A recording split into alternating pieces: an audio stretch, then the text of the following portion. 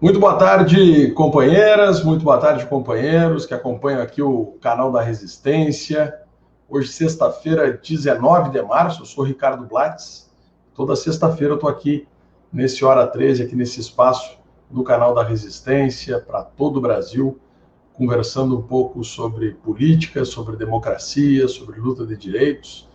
Então, para quem já está nos acompanhando aí pelas redes rede da Resistência, pelas redes do mandato aqui, Ricardo Blatz, vereador, e também do mandato deputado federal Paulo Pimenta.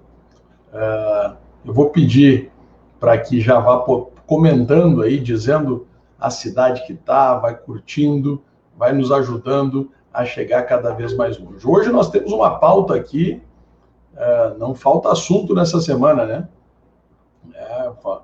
Um ano da pandemia, troca do ministro da Saúde, vamos falar um pouquinho sobre Felipe Neto e todo esse movimento da presidência da República em perseguir pessoas que não pensam como o presidente e que não têm a liberdade de expressão de chamar o genocida de genocida. Vamos tratar desse movimento importante, que é a luta do Cala a Boca Já Morreu, muito importante. Vamos falar também sobre os protestos do comércio, esse falso dilema que foi colocado na sociedade brasileira na defesa de vidas e defesa da economia, quando a gente vê um governo inoperante em nível federal, que não ajuda nem a salvar vidas e nem a salvar a economia. E no meio de tudo isso tem protestos, né? Brasil afora, movimentos estranhos que ignoram a situação sanitária que vivemos e pedem retorno imediato das aulas, abertura irrestrita de comércio e muito mais, né? Temos ainda para comentar rachadinhas, temos que comentar muita coisa sobre os escândalos, mais uma vez, protagonizados por setores das Forças Armadas que compõem esse governo caquistocrático. Eu vou pedir para todos e todas que nos acompanhem, que vai dizendo da onde estão falando. Olha aqui, ó, tem muita gente já nos acompanhando, Caruaru, Fortaleza, no Ceará. Olha aí, muita gente do Sergipe nos acompanhando. Então, eu falo aqui do interior do Rio Grande do Sul, da cidade de Santa Maria, para todo o Brasil, e a gente vai comentar aí, e junto com vocês, tratar um pouco dessas pautas que estão na ordem do dia. Antes, no entanto, está quase chegando 13 horas e 6 minutos, quando for 13 e 7, eu quero fazer uma saudação especial para o idealizador desse canal da Resistência, o deputado Paulo Pimenta, que hoje está de aniversário. Felicidades ao Pimenta, então vamos botar no hashtag aí, parabéns Pimenta, né? Quem já hoje está comemorando o aniversário, é muito importante a liderança do Paulo Pimenta na luta pela democracia e sobretudo, nos ajuda a denunciar cada vez mais esse governo caquistocrático. Eu gostei desse termo. Dia desse eu assistia o Foro de Teresina, né, que é um podcast da revista Piauí, muito interessante, e traziam esse termo caquistocrático, que temos um governo caquistocrático. Eu até vou botar aqui o significado da caquistocracia, mas eu acho que nada mais... O que é um governo caquistocrático? Eu já tinha ouvido falar de autocracia, de ditadura, enfim, mas caquistocracia, que é, na verdade, o governo dos piores. O que diz o nosso dicionário? A caquistocracia é o sistema político ou de poder em que prevalecem os indivíduos com as piores qualidades. É isso que realmente a gente está vivendo aqui no nosso Brasil. A cada dia que passa, se evidencia o desdém com a vida, o desdém com a economia e os interesses meramente personalíssimos dessa turma que tomou o governo através do voto e que vai fazendo do Palácio do Planalto o seu quintal. Então, olha aqui, ó, mais gente aparecendo aí. Mas vamos entrar numa pauta que eu acho que é de suma importância para nós tratarmos, que é com relação a essa imagem que o presidente Bolsonaro colocou de que, de um lado, teria que se salvar vidas e, no outro lado, teria que se salvar a economia. É como se as duas coisas não pudessem andar juntas, né? Esse discurso, ele se agudiza e Brasil afora, alguns setores, até de microempresários, pequenos empresários, que legitimamente estão angustiados pela falta de perspectiva no curto e médio prazo, né? A situação sanitária é muito complicada, né? E as medidas tomadas pelas autoridades para garantir distanciamento social e evitar aglomerações, elas acabam importando no fechamento do comércio e de estabelecimento de serviços, e há muita gente impactada, no setor de pequenos empresários, sobretudo, sem nenhum aporte do governo. E o que isso tem causado? Tem causado um movimento estranho, que é justamente ao invés do setor produtivo, especialmente esse pequeno setor produtivo, cobrar do governo federal, né, um auxílio para um momento de exceção, o que se vê é justamente o contrário. É um alinhamento a um discurso radical e de ruptura com a ordem, né? Quer dizer, o pessoal não quer admitir e evoca a liberdade de poder abrir os seus comércios. Veja bem, tal qual houve a luta pelo auxílio emergencial para aquelas pessoas que menos têm condições e que estavam desamparadas, é necessário que também o governo federal sinalize no sentido de garantir para as micro e pequenas empresas algum tipo de ajuda. Isso é possível. Tem exemplos aí do governo do estado do Ceará, o governador Camilo Santana, do Partido dos Trabalhadores, que já dá a possibilidade de um alívio, ou seja, a isenção em determinados tributos, o parcelamento em tributos, né? Ou mesmo um auxílio emergencial para os setores que estão parados. Agora, isso não se vê nenhuma movimentação por parte do governo federal. E o que mais preocupa é que justamente aqueles setores que são os mais prejudicados, quando a gente fala da classe trabalhadora, né, estamos falando de todos aqueles trabalhadores e trabalhadoras que estão com a sua carteira assinada, que perderam seus empregos, mas eu incluo também na classe trabalhadora esse número gigantesco de micro e pequenos empreendedores, que não são pessoas que vivem do lucro do capital, mas acabam vivendo do seu próprio trabalho. E que, lamentavelmente, aderem ao discurso, que daqui a pouco tem um microempresário aderindo ao discurso aí dos grandes conglomerados econômicos do capital financeiro internacional. Então, é um momento bastante delicado que nós estamos vivendo, na medida em que não se demonstra, não há nenhum movimento por parte do governo federal para nem salvar vidas e nem salvar empresas. E aí o que a gente vê? Um dia como hoje, declarações, mais uma vez, que a gente acaba ficando... Eu não sei se alguém está copiando todas essas barbaridades que o presidente está falando ao longo dessa sua gestão, mas a gente já também perdeu a capacidade de ficar abismado com uma declaração grotesca, né? O presidente Bolsonaro já diz: o caos vem aí, a fome vai tirar o pessoal de casa. Como quem minimiza essa questão de dizer, não, vai ter que ir para a rua, vai ter que trabalhar, vai ter que fazer pela vida. Ora, um país, tal qual até uma família, né? As reservas servem para quê? As reservas servem para momentos de exceção. E a excepcionalidade do atual momento, ela exige medidas drásticas, medidas de avanço nas políticas sociais, que é tudo que nós não temos encontrado amparo nos últimos tempos. Então, o momento é bastante grave.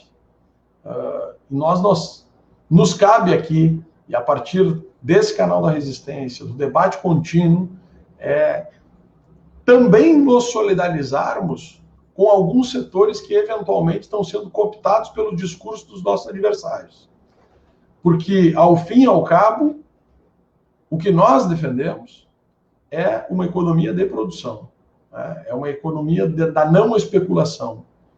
E, evidentemente, que tratar da rigidez das empresas, e sobretudo das pequenas empresas, ela não pode se contrapor à ideia de salvar vidas.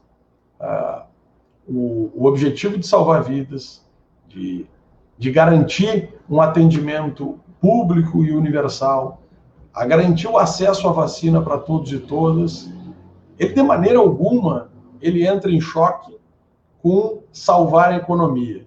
Mas, para salvar a economia, a receita dada pelo presidente, a sinalização dada pelo presidente, de que só se pode salvar a economia flexibilizando norma de distanciamento, isso é muito ruim para o Brasil. Isso, os números estão aí para nos mostrar, né? São quase 300 mil mortos no Brasil. Eu sou de uma cidade que, Santa Maria, tem em torno de 300 mil habitantes. É como se uma cidade do tamanho dessa sumisse em um ano e fosse tratado como um pequeno problema. Eu vou reiterar aqui agora, está chegando muita gente, está nos acompanhando aqui. Esse espaço aqui do canal da Resistência, olha aqui, não saiu aqui, olha aqui, eu deixei aqui um comentário do Sergipe. Tem mais gente aqui, de Alfenas, em Minas Gerais, estão nos acompanhando. Olha aqui, mais gente. Eu vou pedir para o pessoal, Fortaleza, Carlos Cunha, aqui, tá dizendo parabéns ao nosso deputado federal Paulo Pimenta, está de aniversário hoje. Pessoal de Picada Café, no Rio Grande do Sul. Mais gente do Rio Grande do Sul aqui, Tupã-Siretã.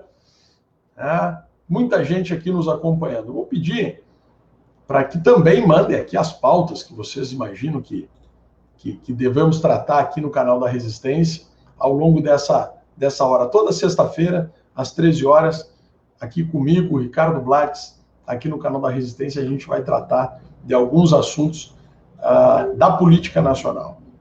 Mas eu não tenho como desconectar a política nacional da atividade parlamentar aqui em Santa Maria. Eu sou vereador em Santa Maria, e ontem nós tivemos um momento que eu diria um ponto fora da curva, que eu jamais imaginei que poderíamos viver numa casa legislativa, e demonstra o tipo de debate que está sendo travado no Brasil. Santa Maria, como diversas outras cidades, está aderindo a consórcios e a convênios para aquisição de vacinas.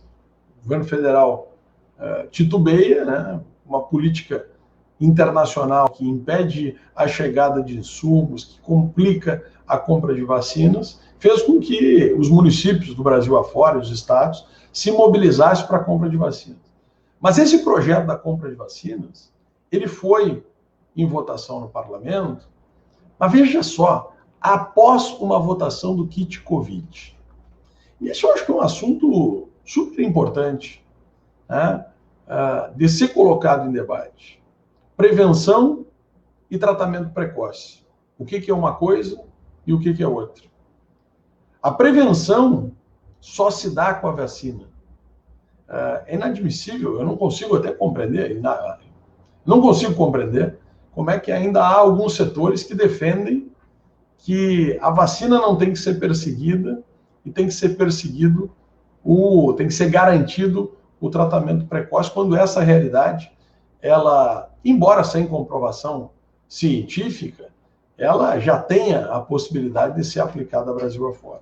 Então veja bem o momento que estamos vivendo, de agudização do debate, de dizer, e desse falso dilema colocado pelo presidente, que acaba chegando em todos os confins do Brasil, da negação de uma doença, de negar a doença, e fazer com que setores produtivos entendam que a única saída é a abertura das portas, é a flexibilização das normas sanitárias, e o Brasil perde a chance de exigir do governo federal, exigir das autoridades públicas, justamente o que é mais importante num momento como esse, que é o suporte, o lastro. Né? Durante o ano passado, nós tivemos o auxílio emergencial de R$600, em algumas situações podia duplicar e chegar a 1.200. Nós, essa semana, vimos o Congresso Nacional tratar de um novo auxílio emergencial que não chega aos valores que outrora tivéramos, e mais do que isso, não aponta nenhuma solução para os micro e pequenos empreendedores. É muito importante que, num momento como esse, a gente tenha a compreensão de que, apesar de determinados setores de micro e pequenos empresários estarem sendo verdadeiramente cooptados por esse discurso negacionista, por falta total de alternativa. Eu imagino e tenho acompanhado a angústia de muitos pequenos empresários que não vê nenhuma solução. E, de repente, sem solução nenhuma, acabam se abraçando numa boia da salvação, num discurso negacionista de dizer o seguinte: a única solução que temos é a abertura das portas. Então, esse é um debate muito importante que nós temos que travar, porque essa narrativa imposta pelo presidente da República de contrapor medidas sanitárias prudentes de distanciamento, de não aglomeração, de uso de máscara e álcool gel, ela se contrapõe de maneira equivocada, porque não há contraposição, não há essa decisão que se tem que tomar entre salvar vidas e salvar a economia. O Brasil pode ser salvo por inteiro e, lamentavelmente, o nosso país vem perdendo a credibilidade internacional, vem perdendo a competitividade internacional por esse discurso que, eu repito, é completamente negacionista. Antes de nós tratar um pouquinho, eu quero entrar nessa pauta do Felipe Neto, a troca do Ministério da Saúde, eu vou para a leitura de alguns comentários aqui, vendo muita gente nos acompanhando. Só para a gente estar ao vivo aqui pelo canal Blatz.pt, pelo Facebook, pelo YouTube. Também estamos ao vivo pela Rede da Resistência, o canal do YouTube, e pelas redes aí de Twitter, Facebook, do mandato do deputado Paulo Pimenta, hoje o aniversariante do dia. Então tá, pessoal lá de Salvador da Bahia, cala a boca, já morreu. Esse é o tema que nós vamos tratar agora. Eu não sei se todo mundo aqui já se inteirou, né? Mas a partir do movimento aí da Presidência da República, que já há algumas semanas tinha como objetivo tolher e fazer com que constranger setores da intelectualidade, professores, jornalistas, advogados, a partir das suas manifestações, agora veio um passo além, né? Um passo muito perigoso. Né? O youtuber, né, Felipe Neto, recebeu uma queixa-crime e foi intimado para depor na Polícia Civil do Rio de Janeiro, depois que o Carlos Bolsonaro, que é filho do presidente da República, o Carluxo, fez uma denúncia de que o youtuber estaria cometendo crime contra a Lei de Segurança Nacional ao chamar o chefe do executivo de genocida pela gestão da pandemia. É muito importante porque o Felipe Neto usou das suas redes sociais para criar um movimento muito bacana, que é o movimento Cala a Boca, já morreu, que já conta, por enquanto, com pelo menos 80 advogados, Brasil afora, para defender todas as pessoas que forem intimadas para responder de qualquer sorte intimações de que estão ou estariam xingando ou qualificando o presidente da República. Essa Lei de Segurança Nacional é uma lei que remonta do tempo da ditadura, em que havia uma proteção exacerbada dos chefes do poder executivo, no momento de sessão. A aplicação de uma legislação dessa natureza, nos momentos de hoje, ela é inconcebível para a democracia. Ela é inconcebível para a democracia, porque não se trata puramente de um crime contra a honra, como preceitua lá o Código Penal. Está sendo aplicado a Lei de Segurança Nacional. É muito além. Tá? É muito além. Então, desde já, acho que é importante também aqui, não só como parlamentar de esquerda, defensor da democracia, mas, sobretudo, como advogado, né, é de também me juntar a esse movimento e dizer que também deverá crescer não só o número de advogados e advogadas que vão dar suporte para essa verdadeira perseguição que se começa a partir de agora. E sabe que muitas vezes aqui no canal da Resistência, quem já acompanhou aqui os debates com diversas personalidades do mundo jurídico, nosso companheiro Vadir Damus, o Fernando Fernandes e tantos outros que já passaram por aqui, do perigo e dos precedentes que, pouco a pouco, vão sendo introduzidos no ordenamento jurídico brasileiro. Então, quem não lembra, há poucas semanas, né, aquela situação estranha do deputado Daniel Silveira, né, que, no momento, ele é preso em flagrante pelo Supremo Tribunal Federal, e muito além da discussão sobre os atos dele, é o perigoso precedente de deputados, eventualmente, terem a sua integridade, a sua imunidade parlamentar questionadas a partir de suas manifestações. Então, veja bem que o caso, eu não estou aqui, de maneira alguma, defendendo os atos daquele miliciano, daquele deputado miliciano, mas do precedente estranho da interferência do judiciário dentro do poder legislativo, que naquela oportunidade foi razoável, mas que em outra pode não vir a ser. Né?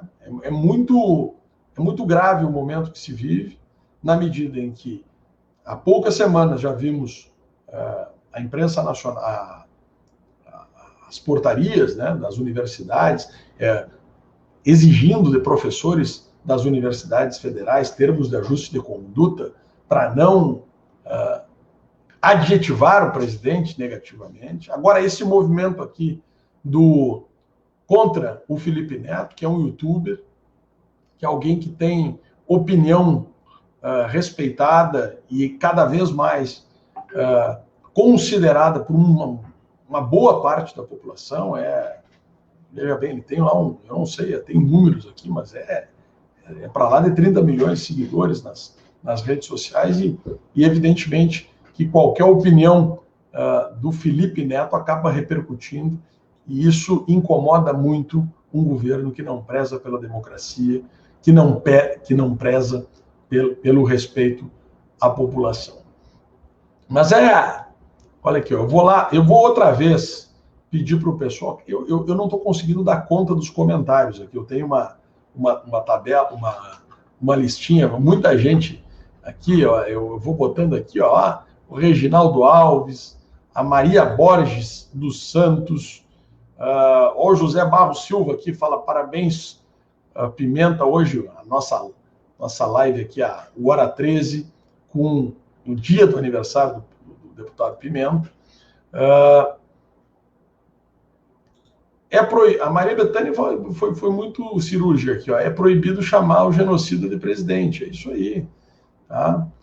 Aqui, ó, eu vou acompanhar. Nenhum movimento existe que obrigue a justiça brasileira de condenar e prender Bolsonaro por prática de crime social contra o povo brasileiro.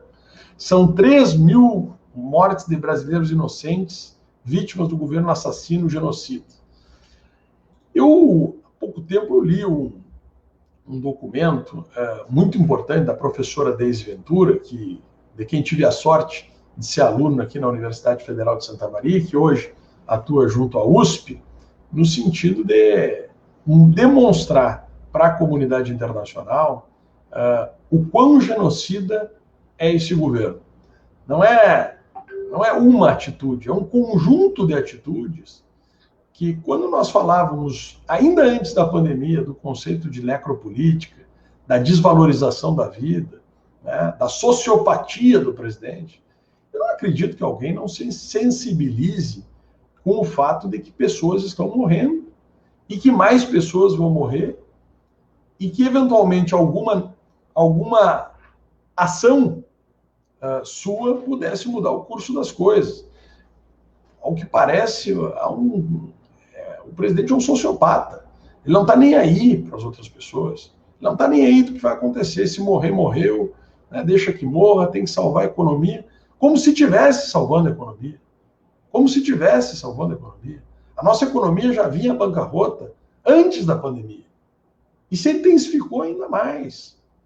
Dizer que foi a pandemia que está causando esses problemas, é lógico que vivemos um momento de exceção, mas diferente de outros tantos líderes mundiais, o nosso líder acaba por fazer com que a nossa pandemia tenha efeitos ainda mais nefastos. Hoje o Brasil é praticamente um viveiro da Covid-19, do coronavírus. A comunidade internacional acaba por enxergar no Brasil um local onde o governo federal, o governo brasileiro, não dá bola para as medidas e isso pode implicar na proliferação do vírus muito além das nossas fronteiras. E aí, aquele isolamento que já tínhamos diplomático demonstrado em constantes reuniões de cúpulas, de G20, de G8, que o Brasil não participa mais, porque agora já não está entre as 8 economias do mundo. Enfim, nós temos um longo caminho e cabe a nós a constante resistência. É muito difícil debater com determinados setores conservadores. Mas a gente tem que fazer um recorte que cada vez mais há alguns setores conservadores que, embora tenham uma visão de economia distinta, né, de desenvolvimento, de social desenvolvimento, são setores que ainda defendem a vida. Em compensação, há outros setores mais truculentos, e esses setores, é justamente contra esses setores que nós temos que fazer com que tenha a possibilidade de não serem cooptados pelo discurso negacionista. Esse discurso negacionista faz muito mal para todo o povo brasileiro. Olha o Nenê Almeida aqui dizendo lá. O objetivo do bolsonarista é botar medo nos opositores. Eles querem seus opositores com medo de falar mal deles nas redes. É uma forma de intimidação. Muito bem, o Almeida aqui, Nenê Almeida. É justamente isso. É o ataque às reputações, é aquele enfrentamento que não é feito de forma frontal, de forma serena, que é feito pelos subterfúgios, né? Usa o subterrâneo, usa o grupo de WhatsApp, usa fake news, usa mentira, usa desinformação. Eu acho que isso talvez seja o nosso maior desafio, de tentar demonstrar para determinado setor da população brasileira de que salvar vidas e salvar a economia não são coisas distintas. Que a responsabilidade do poder público, a responsabilidade de um governo, a responsabilidade de um gestor, de um governante, é justamente olhar para os setores e tomar atitude.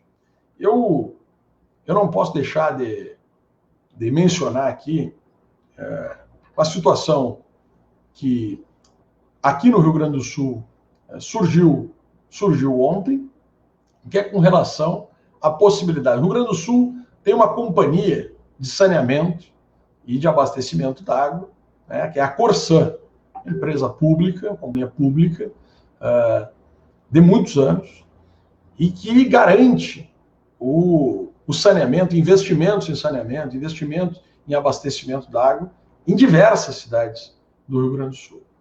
Essa é uma companhia pública. Eu quero fazer um comparativo que ontem o governador Eduardo Leite, do PSDB, anunciou que é interesse do governo do estado do Rio Grande do Sul a privatização da Corsan, a privatização da companhia de saneamento. E mais do que isso, a Constituição do Rio Grande do Sul diz que para que haja privatização, tem que haver consulta da população, tem que ter referendo, plebiscito, tá? Tem que ter a consulta da população. E, de repente, o discurso é o seguinte: a população não tem condições de saber se é necessário ou não. E daqui a um pouco, a companhia de saneamento é privatizada, como está anunciada a privatização de Correios, como está anunciada, como já foi entregue o Banco Central. Quer dizer, o Banco Central hoje tem autonomia do governo. Então, afinal de contas, qual é a função de um governo? Eu digo isso com relação à companhia de saneamento, porque lá no Ceará, uma das medidas tomadas pelo governador Camilo Santana foi justamente da isenção do pagamento de conta de água das empresas e de determinados setores do setor produtivo, determinados segmentos do setor produtivo, como forma de alívio para essas empresas que estão sendo sufocadas. Então, o que está acontecendo nós estamos quase chegando agora, estamos em março, eu lembro daquela reunião, a fatídica reunião do dia 22 de abril, aquela reunião ministerial, em que o ministro Salles ia falando, enquanto eles ficam discutindo essas coisas, e ele falava, eles, para nós, a população brasileira, o governo ia passando a boiada, garantindo desregulamentação nas áreas ambientais, garantindo aprovação de agrotóxico, garantindo agora um processo simplificado para privatização, para a entrega dos ativos do Brasil. Então, o momento é muito grave, o momento é bastante grave, e justamente nós entrarmos numa disputa com setores que deveriam estar sendo representados e que não estão sendo enxergados por ninguém. E eu cito esse setor dos micro e pequenos empreendedores. Não deve ser fácil ser um micro e pequeno empreendedor no Brasil em situação normal, né? Em situação normal. Agora, numa situação como essa, é necessário que o governo coloque a mão no bolso e garanta a rigidez financeira, não só das pessoas, mas também para salvar as empresas. As pequenas empresas que geram emprego, que geram renda para a população brasileira. E como que se faz isso? Pois é evidente que isso depende de um Congresso Nacional conservador, que muitas vezes está atrelado a outros interesses que não o tão puro bem da nação, né? Mas a nossa Constituição Federal já previu lá a tributação sobre grandes fortunas. Sobre grandes fortunas, e sempre é bom elucidar o que são grandes fortunas. Não é aquele sujeito que economizou sua vida inteira para ter uma casa de campo, uma casa na praia, né? Nós estamos falando de milhões, de bilhões, de determinados grupos econômicos que fazem da especulação financeira o seu meio de vida, né?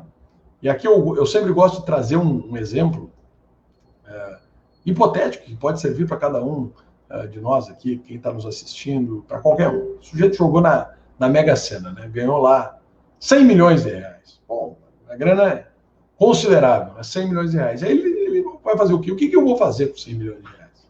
Tem a opção de empreender, vai lá, para o setor primário, vai trabalhar com mineração, com agricultura, com pecuária. Não, vai trabalhar com comércio, né? Vai trabalhar com serviço, vai trabalhar com indústria.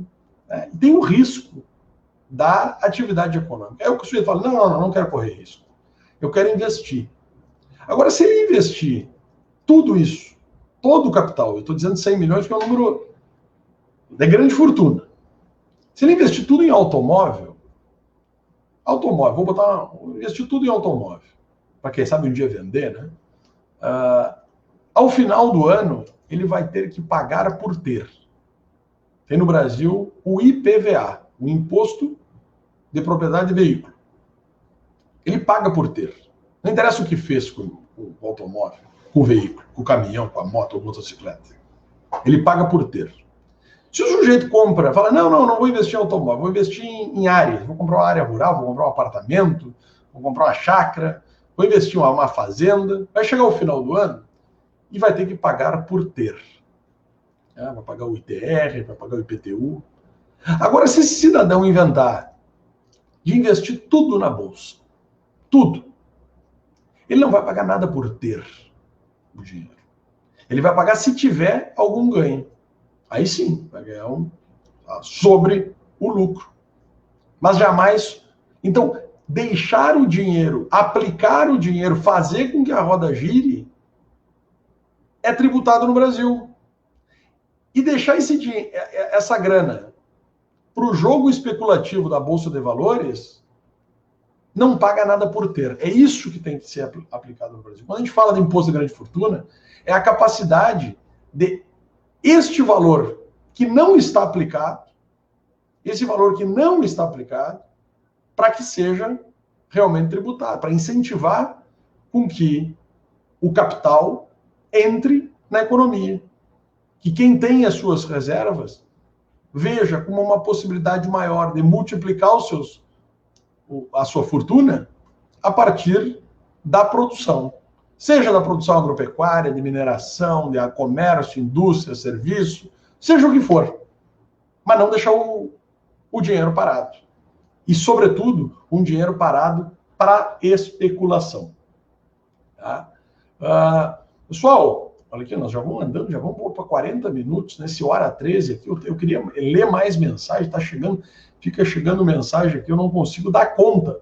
Aqui, mensagens que vêm, repetindo, nós estamos pelo Facebook, Blitz.pt, e pelo canal da Resistência, também pelas redes de Facebook do Pimenta, minha, e do canal da Resistência, e todas essas mensagens chegam aqui para a gente através de uma timeline completa, né? Então, aqui, ó, deixa eu achar uma mensagem aqui do Moacir Nogueira, que dizia o seguinte: o bom é que esses advogados defendam provocadores e seja mal visto a perda de mercado de trabalho. Falava ali sobre a relação Olha, Jabelim, parabéns, Blatz, você jamais nos decepciona. Bolsonaro genocida, tá aí, é a hashtag Bolsonaro genocida. É o que diz a Miriam Eliane, se todos escreverem fora Bolsonaro genocida, quero ver o Carluxo processar. É isso aí, nós não podemos ficar acuados para esses milicianos aí que tentam fazer com que a gente fique constrangido de dizer o óbvio. Nós temos um governo caquistocrático, como eu disse lá no início, né?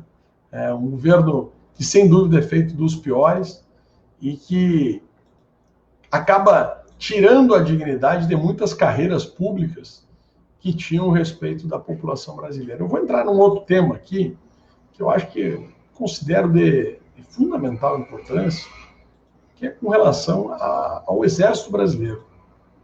Durante muito tempo, o Exército Brasileiro, as Forças Armadas, seja pelo processo que teve ditatorial, pelo próprio processo de anistia, mas, sobretudo, na forma de governança do Exército. Há questões, tal qual o Exército, Itamaraty, o Banco Central, o Banco do Brasil, são instituições sólidas que tinham regras claras de governança. Mas o que aconteceu agora no nosso Brasil? O governo federal acabou virando um governo loteado por pelas Forças Armadas. Vai chegar um momento que o governo, e esse eu acho que deve ser o nosso receio, de lutar, de resistir, vai chegar um momento que, mesmo que se Bolsonaro perder nas urnas, o receio nosso é que, com esse número de armas, número de milicianos, e com esse conjunto de militares dentro do governo, que digam, não vamos sair. Nós não vamos sair. Então, é sim muito perigoso o momento que vivemos, de atacar a liberdade de expressão através da Lei de Segurança Nacional, aliada a um ato de loteamento do governo federal com figuras das Forças Armadas. Isso faz com que nós tenhamos sim o receio de que possa haver mais exceções do que tem havido até agora. Olha o comentário aqui do Forças Armadas parasitas, 92 generais com boquinha nesse governo. E isso sem contar picanha e leite condensado, né? Quer dizer, ainda tem mais todos esses privilégios que são dos que o governo federal considera setores do governo federal e das próprias Forças Armadas que ocuparam o governo, né, de não ter a vergonha de achar que eles são melhores do que os outros. As Forças Armadas são muito importantes para o Brasil. São muito importantes para o Brasil. Agora, a forma como estão sendo utilizadas, não só as Forças Armadas, como o nosso corpo diplomático, que eu estou citando dois aqui, dois organismos que eram reconhecidos pela sua governança e pela sua capacidade interna de gestão. Não se via, até pouco tempo, uma ingerência na política externa brasileira, no desrespeito às escolas de diplomacia, aos servidores do quadro, qualificadíssimos, quando, de repente, agora a gente está diante do comando do Ernesto Araújo, um ministro que, diante de barbaridades ditas pelo presidente, bate palma e canta mito, mito, mito. Pessoal, vamos a gente, quem puder ainda, quem não curtiu ainda, para curtir, na semana que vem nós vamos nos encaminhando aqui para o final dessa conversa. O Hora 13 vai vir ao ar, vai ao ar todos de segunda a sexta-feira, com o Renato Simões, com o Vadir Damus, na sexta-feira sempre comigo nesse horário às 13 horas, e às vezes com convidados, mas sempre com uma pauta aqui de enfrentamento a esse bolsonarismo, o enfrentamento aos excessos que o Brasil tem visto nos últimos anos contra o Estado Democrático de Direito, contra as políticas libertadoras de assistência social, contra as políticas de inclusão social. E eu tenho costumado dizer que a política, ela tem, a esquerda, né, ela tem esse tripé que é de inclusão, de participação popular e de diversidade. Tudo que nós temos visto do lado de lá é um governo que não admite a diversidade do nosso país, que não admite que somos diferentes e que temos que enfrentar essas nossas diferenças para sairmos mais fortes. É um governo que não admite a participação popular, e nesse sentido a gente vê o esvaziamento das conferências nacionais, o esvaziamento da opinião da população, dos espaços para discussão, né? Então não tem participação popular, não tem diversidade, e evidentemente que não tem inclusão. O Brasil hoje, além da pandemia, tem o seu maior problema num governo negacionista, caquistocrático, que nega não só a ciência, mas se nega a ajudar o Brasil. Nós não estamos falando aqui, e eu acho que é muito importante nós adotarmos esse discurso e não cairmos nesse falso embate levantado pelo governo federal, levantado especialmente pelo presidente da República. Defender as empresas não significa jogá-las ao limbo e dizer que a única saída é a abertura irrestrita dos comércios, dos serviços, a flexibilização das normas sanitárias. Pelo contrário, né, temos que exigir constantemente de que a política pública, haja política pública capaz de garantir a sustentação, sobretudo da população mais carente, que já enfrenta a fome, a miséria que cresce no país, e isso vai muito além do auxílio emergencial. Também é necessário pensarmos de alternativas para que especialmente micro, pequenos e médios empreendedores de todos os segmentos da economia, eles possam ter qualquer tipo de suporte do governo federal. Mas dizer, mas vai faltar dinheiro. Mas vai faltar dinheiro como? Se justamente as reservas de um país, elas servem para momentos de exceção.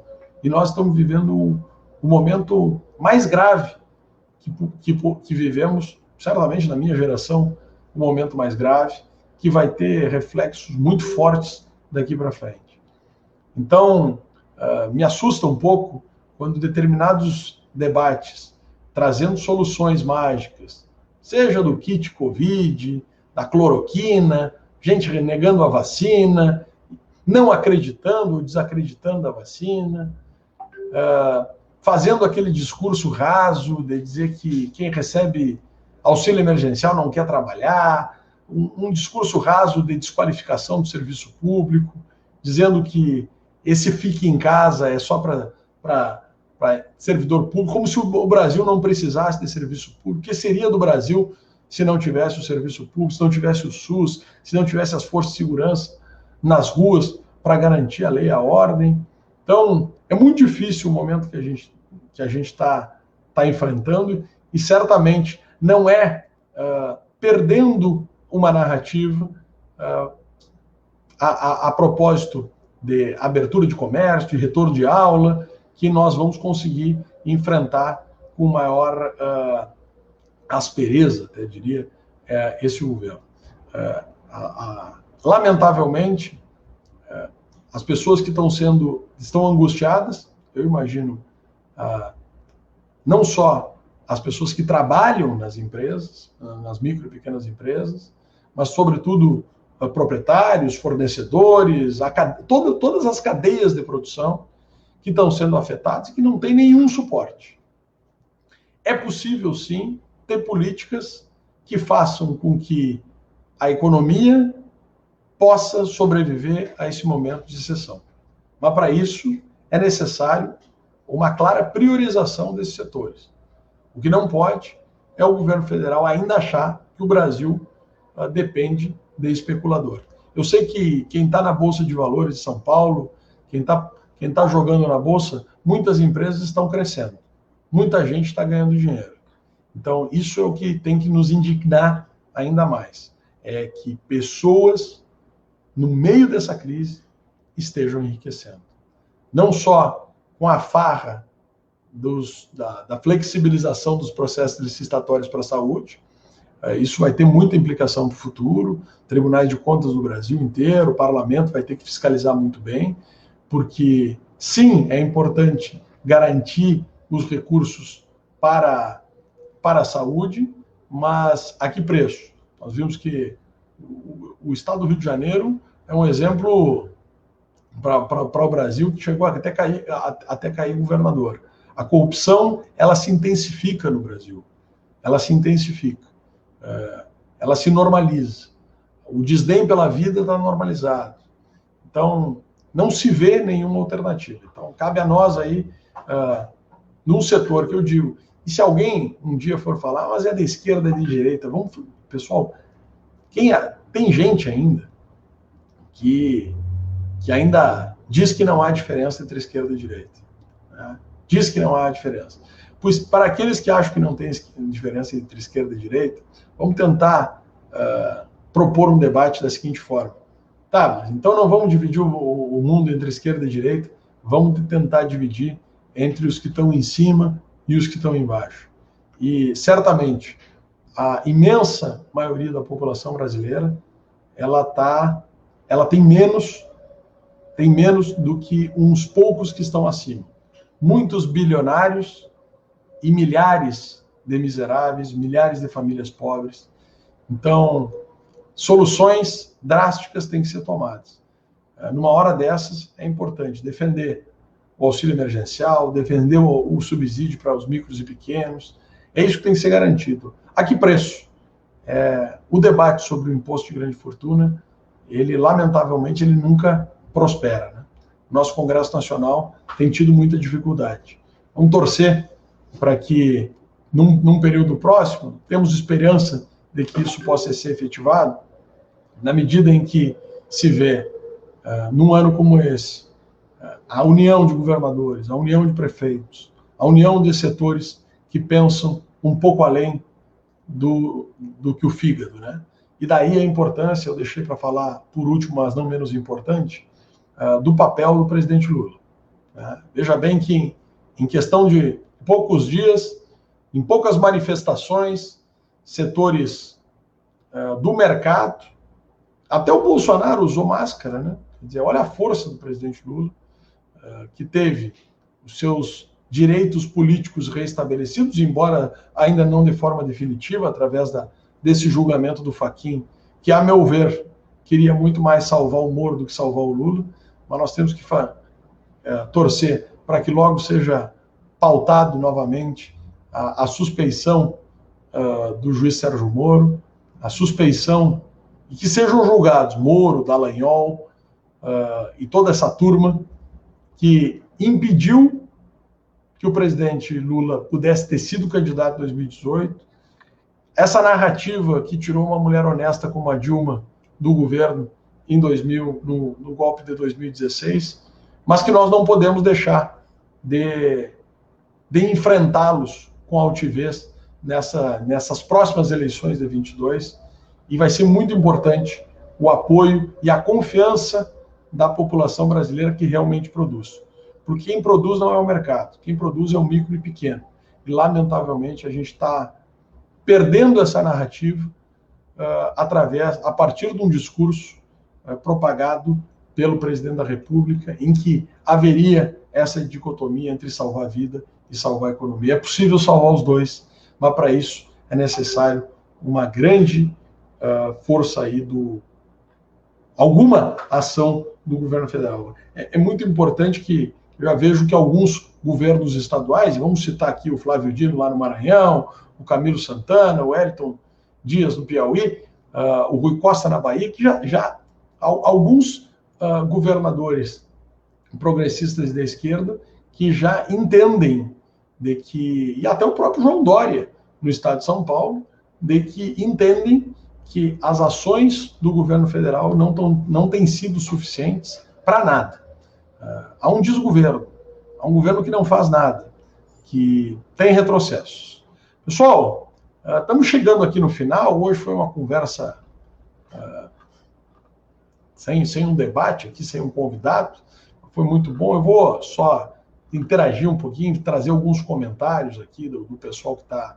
Vou pedir de novo para que puder fazer a curtida aí, curtir, vamos compartilhar. Mais uma vez, reiterar, olha aqui, até o dia em que a Câmara abriu um processo de impeachment. Sabe que tem uma coisa de processo de impeachment que eu ouso não profetizar, mas eu acho que diante acho que o mais provável, eu acho que é muito complicado de que possa ser aprovado, eu vejo a dificuldade, mas a gente nunca viu no Brasil um processo de impeachment contra o STF, contra algum membro do STF.